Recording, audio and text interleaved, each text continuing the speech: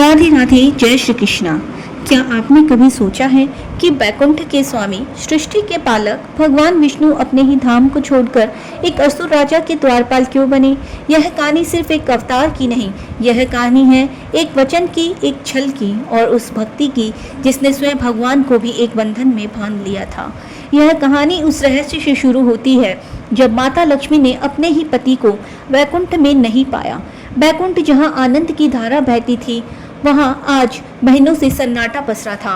ब्रह्मांड के स्वामी अपने सिंहासन पर नहीं थे। माता लक्ष्मी का हृदय व्याकुल था। उन्हें पता था कि उनके प्रभु कहाँ हैं, पर वो उन्हें वापस लाने में असमर्थ थी। देवर्षि नारद वीणा बजाते हुए प्रवेश करते हैं। नारायण नारायण। माते, आपके मुख पर यह चिंता की लकीरें, त्रिलोक में सब कुशल तो हैं, प्रभु कहाँ हैं? प्रणाम देवर्षि। क्या कुशल कहूँ?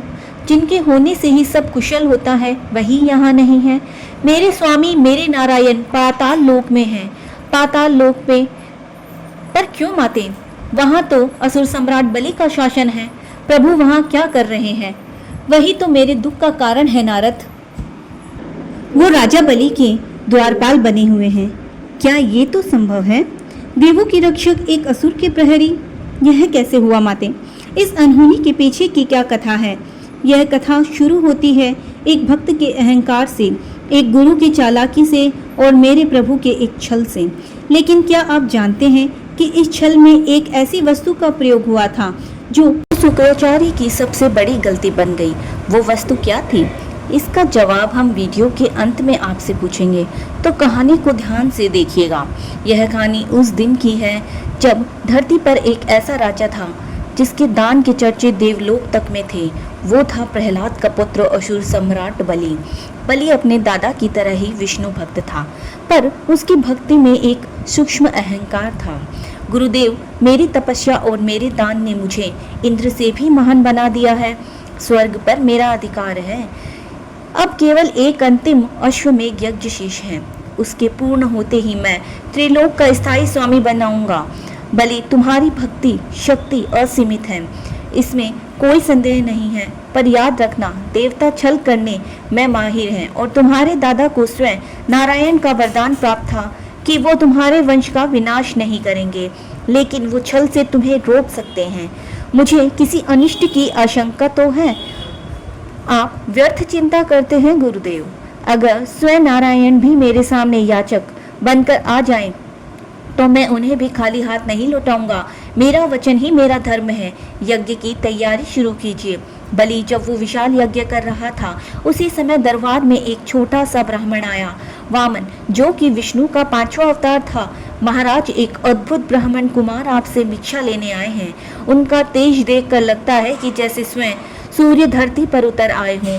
मेरे यज्ञ के समय आया याचक, यह तो मेरा सौभाग्य है। उसे सम्मान के साथ अंदर लाओ। वामन रूपी विष्णु धीरे धीरे चलकर बलि के सिंहासन के पास आते हैं। उनकी शांति आंखों में ब्रह्मांड की गहराई थी। उनके एक हाथ में छाता था और दूसरे में पीतल से बना एक छोटा चमकता हुआ कमंडल। हे ब्राह्मण कुमार, आपका इस यज्ञ में स्वागत है। मैं प्रहलाद का पुत्र दानवीर बलि आपका अभिनंदन करता हूँ। मांगिए, आपको क्या चाहिए? सोना, चांदी, गांव, हाथी, घोड़े, आज आप जो मांगोगे वो आपको मिलेगा। राजन, मैं एक साधारण ब्राह्मण हूँ। मुझे धन दौलत का कोई लोभ नहीं है। मुझे तो बस अपनी साधना के लिए 3 पग भूमि चाहिए, जिसे मैं अपने इन छोटे पैरों से नाप सकूं। 3 पग भूमि, और वो भी इन नन्हे पैरों से। हे बालक, तुम तो मेरे दान का उपहास कर रहे हो। मैं तुम्हें पूरी पृथ्वी दान कर सकता हूँ।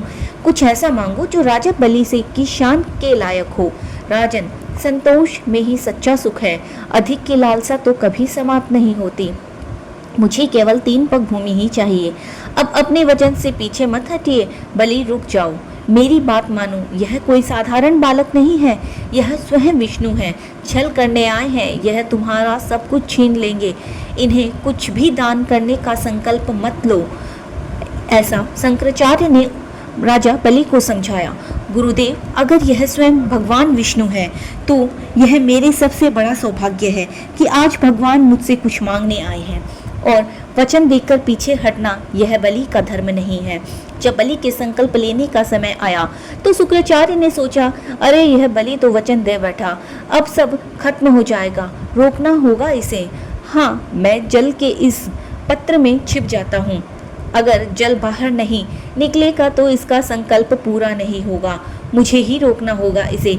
शुक्राचार्य ने अपनी माया से सूक्ष्म रूप धरा और जलपात्र की नली में जाकर बैठ गए ताकि जल बाहर ना आ सके। अरे जल क्यों नहीं निकल रहा? वामन सब समझ रहे थे। तभी वामन मुस्कुराए और उन्होंने सूखी नुकीली कुछ घास का एक तिनका उठाया और मुस्कुराते हुए उस पात्र की नली में डाल दिया। कुशा की नोक सीधे शुक्राचार्य की एक आंख में जा लगी। वो पीड़ा से छटपटाते हुए बाहर निकल आए। उनकी एक आंख हमेशा के लिए नष्ट हो गई थी। इसके बाद बलि ने अपना संकल्प पूरा किया और जैसे ही यह शब्द उनके मुख से निकले, इतिहास ने एक नया मोड़ लिया। उस छोटे से ब्राह्मण बालक का शरीर अब पूरे ब्रह्मांड में फैल रहा था। वह वामन नहीं, अब त्रिविक्रम थे। उन्होंने अपना पहला कदम उठाया और एक ही पग में समस्त भूलोक नप दिया। उन्होंने अपना दूसरा कदम उठाया और दूसरे पग में संपूर्ण देवलोक और ब्रह्मलोक का नाप दिया। भगवान विष्णु बलि की ओर देखते रहे। बलि, तुम्हारे दान के अनुसार 2 पगों में मैंने पृथ्वी और स्वर्ग नाप लिए हैं। अब बताओ, अपना वचन पूरा करने के लिए मैं तीसरा पग कहाँ रखूं? बलि के चेहरा से अहंकार का नकाब उतर चुका था। वो घुटनों के बल बैठ गया और हाथ जोड़ लिए। प्रभु, आपने मुझसे मेरा राज्य छीना, मेरा स्वर्ग छीना, पर आप मेरी भक्ति नहीं छीन सकते। यह शरीर नश्वर है, अगर कुछ बचता है तो वह है मेरा अहंकार। प्रभु, तीसरा पग मेरे इस अहंकार से भरे मस्तिष्क पर रखिए और मुझे मुक्त कर दीजिए। नारायण की भक्ति तभी पूर्ण होती है जब उससे में प्रेम हो और स्मरण भी। अगर इस कथा ने आपके मन में भक्ति की एक लो जगा दी हो तो वीडियो को लाइक जरूर करें और कमेंट्स में केवल नारायण नारायण ही नहीं बल्कि एक छोटा सा संदेश भी छोड़ जाइए। शायद यह संदेश नारायण के चरणों तक पहुंच जाए। प्रभु, आपने मुझे सब कुछ दिया है, लोक, यश और कृपा, लेकिन मैं अब आपके दर्शन कैसे करूंगा? मैं चाहता हूं कि मैं हर दिन आपके दर्शन कर सकूं। कृपया मुझे इस लोक एक आशीर्वाद से वंचित ना करें। हे बलि, तुम्हारे यह विनती भी स्वीकार्य है। मैं स्वयं सूतल लोक में निवास करूंगा तुम्हारे द्वारपाल के रूप में, जिससे तुम रोज मेरे दर्शन कर सको। और इस तरह एक भक्त के वचन ने स्वयं भगवान को भी बांध लिया। तो क्या मेरे स्वामी को वापस लाने का कोई मार्ग ही नहीं है? देवर्षि, क्या वो हमेशा के लिए एक प्रहरी बन रहेंगे? माते, हर बंधन को काटने का एक सूत्र होता है, पर इसके लिए आपको उस राजा के पास जाना होगा जिसने आपके पति को बंदी बनाया है, पर एक देवी के रूप में नहीं बल्कि एक बहन के रूप में। माता लक्ष्मी की आंखों में एक नई आशा की किरण चमक उठी। माता लक्ष्मी ने एक साधारण स्त्री का वेश धरा और निकल पड़ी अपने स्वामी को वापस लाने। देवी, आप कौन हैं और इस तरह विलाप क्यों कर रही हैं? राजन, मैं बहुत अभागिनी हूँ। आज रक्षा का पवित्र दिन है, पर मेरा कोई भाई नहीं है जिसकी कलाई पर मैं ये राखी बांध सकूं। बहन, आज से मुझे अपना भाई समझो। लाओ, मेरी कलाई पर यह रक्षा सूत्र बांधो। इसके पश्चात माता लक्ष्मी ने रेशम के धागे से बनी एक सुंदर राखी राजा बलि की कलाई पर बांध दी। बहन, मांगो, उपहार में क्या चाहिए? मैं तुम्हारी हर परेशानी दूर कर दूंगा। भैया, मुझे मेरा पति लौटा दीजिए। यह कैसी लीला है प्रभु, जिनके मैं पाताल के द्वार पर प्रतिदिन दर्शन करता हूँ, जिन्हें एक भक्त की तरह निहारता हूँ। आज उन्हीं के लिए एक बहन बनकर आप मेरे समक्ष खड़ी हैं। मेरा धर्म क्या कहता है? एक भक्त का समर्पण या एक भाई का वचन? एक पल की खामोशी के बाद बलि के चेहरे पर एक शांत मुस्कान आती है और वह हाथ जोड़ लेते हैं। नहीं राजा, बलि हार सकता है पर एक भाई नहीं। माते, आपने मुझे भाई बनाकर धन्य कर दिया। आपका पति आपका है, आप प्रभु को अपने साथ ले जाइए। राजा बलि, आज श्रावण मास की यह पूर्णिमा इतिहास में रक्षाबंधन के नाम से जानी जाएगी। यह त्योहार भाई बहन के पवित्र प्रेम और वचन का प्रतीक बनेगा। तो दोस्तों, आपने पूरी कहानी सुनी। अब समय है कि आपकी याददाश्त को परखने का। देखते हैं कितने लोग ने ध्यान से सुना है।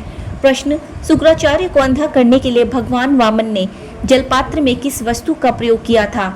ए, अपनी उंगली, बी, एक पत्थर, सी, कुछ घास का तिनका, डी, एक स्वर्ण सलाखा।